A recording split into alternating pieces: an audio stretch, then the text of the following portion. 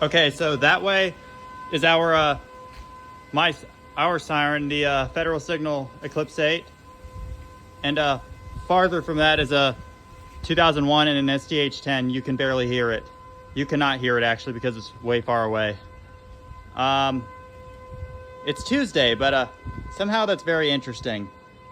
It's not Wednesday. They usually test on Wednesday at 11:55 a.m. But on this day, they do not. But it's Tuesday. That's ridiculous. I mean, either there's a glitch or something else. There's pressure washing. Back patio, and I happen to hear this. Well,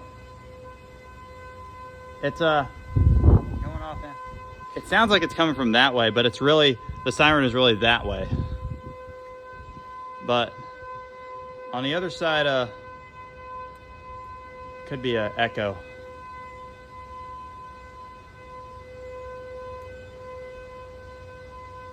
I have no idea, but I got to get back to pressure washing now.